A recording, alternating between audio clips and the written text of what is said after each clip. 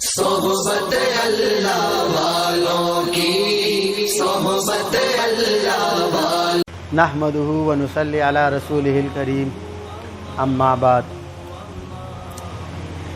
اس فکر میں غنچے زرد ہوئے، اس غم میں کلیاں سوکھ گئی، آئین گلستہ کیا ہوگا، شمشیر بہارا کیا ہوگا۔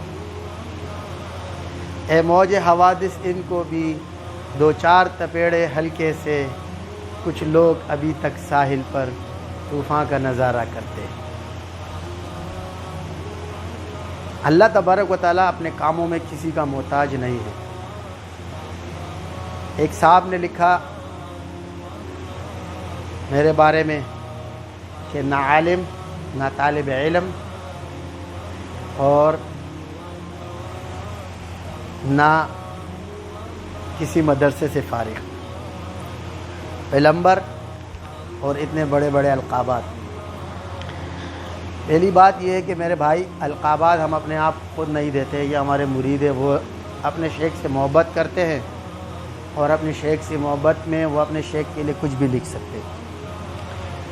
اور دوسری چیز یہ ہے کہ اللہ تبارک و تعالیٰ کا کرم ہے، کہ اللہ تبارک و تعالیٰ کا احسان ہے کہ حضرت مفتی رشید احمد صاحب رحمۃ اللہ علیہ کے پاس 6.5 سال گئے، حضرت والا حکیم اختر صاحب رحمۃ اللہ علیہ کے پاس 12.5 سال تقریباً گئے، اور حضرت والا مولانا امین صاحب رحمۃ اللہ علیہ کی صحبت میں بچپن سے آخر تک بیٹھے رہے، اور اپنے شیخ و مرشد اور ہمارے پیر و مربی حضرت سید احمد علی شاہ صاحب رحمۃ اللہ علیہ کے پاس بھی کئی سالوں تک اللہ تبارک و تعالیٰ ہمیں لے کے گیا۔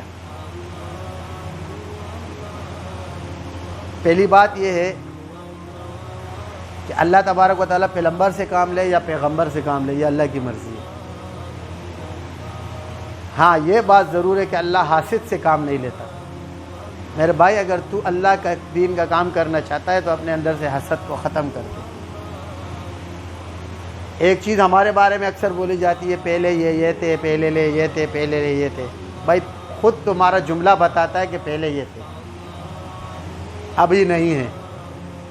اور الحمدللہ فقیر کا ابھی بھی دعویٰ ہے کہ پہلے بھی اگر کوئی ہم پر یہ چیز ثابت کر دے کہ کسی کے ساتھ غیر شرعی کوئی معاملہ ہو، یا کوئی گناہ کبائر میں یا کسی چیزوں میں ہمیں کسی نے دیکھا ہو، تو وہ آ کے ہمیں بتائے، کسی کے پاس ثبوت ہے۔ الحمدللہ بچپن سے اپنے ماں باپ کی تربیت کی برکت سے اللہ والوں کی صحبت عطا ہوئی، اور اللہ والوں کی صحبتوں میں جاتے رہے، اور اپنے کام دھندے کاروبار سے جڑے رہے۔ کوئی بولتا ہے پلمبر ہے، کوئی بولتا ہے الیکٹریشین ہے، کوئی بولتا ہے یہ ہے، کوئی بولتا ہے وہ ہے۔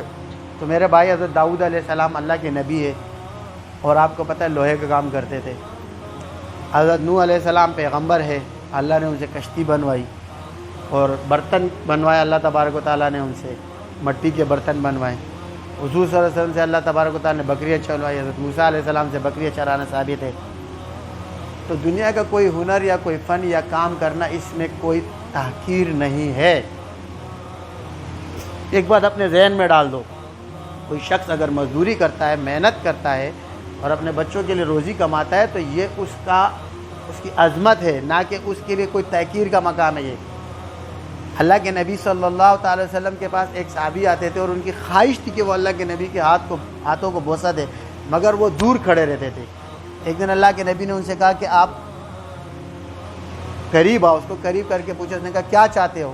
فرمایا، یا رسول اللہ، میرے دل کی خواہش ہے کہ میں آپ کے ہاتھوں کو بوسہ دوں، چونکہ میں پتھر کا کام کرتا ہوں، پتھر کو توڑتا ہوں تو میرے ہاتھ سخت ہے، اس لیے میں آپ کے ہاتھوں کو بوسہ نہیں دے سکتا پکڑ کے، کہ کہیں میرے ہاتھوں کی وجہ سے آپ کو تکلیف نہ پہنچے۔ تو اللہ کے نبی نے اس صحابی کے ہاتھوں کو بوسہ دیا۔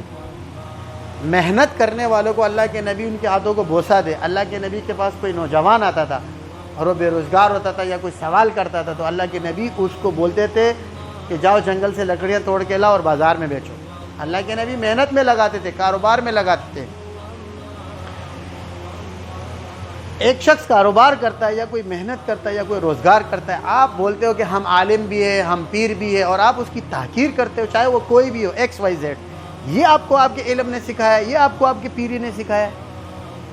افسوس ہے کہ آپ نے اتنے سال اگر کسی پیر کی صحبت اٹھائی یا کسی مدرسے میں پڑھا، مگر آپ نے کیا سیکھا؟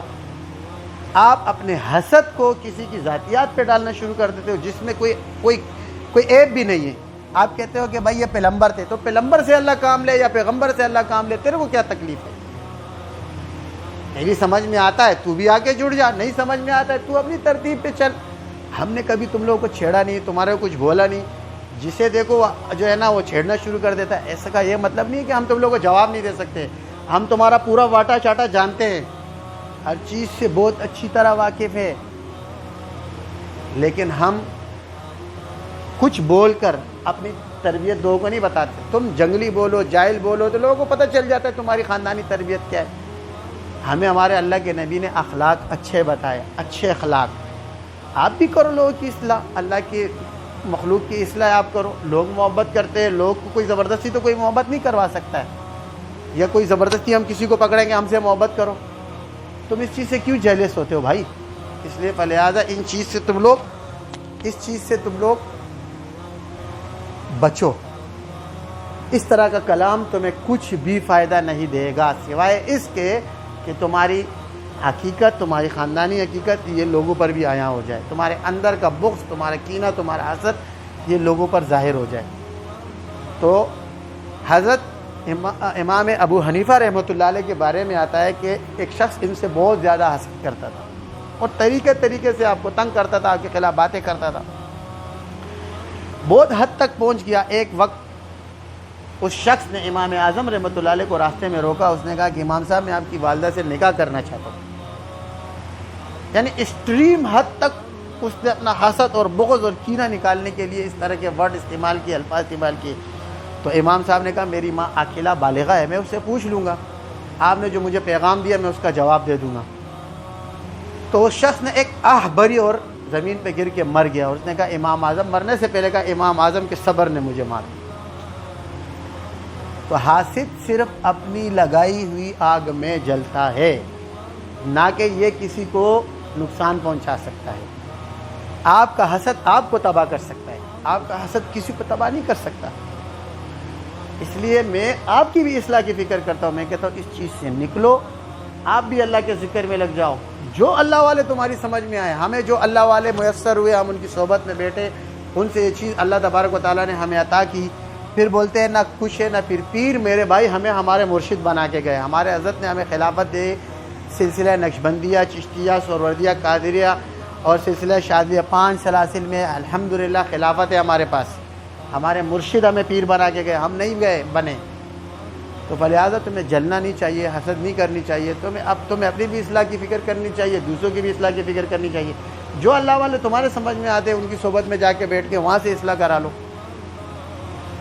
مگر اس طرح کے کلام سے، اس طرح کی باتوں سے خود کو عالم ظاہر کرنا، خود کو پیر ظاہر کرنا، خود کو مفتی ظاہر کرنا، اور تمہارے تمام کے تمام تمہارے کلام سے بغض، حسد اور کینہ نکلتا ہے.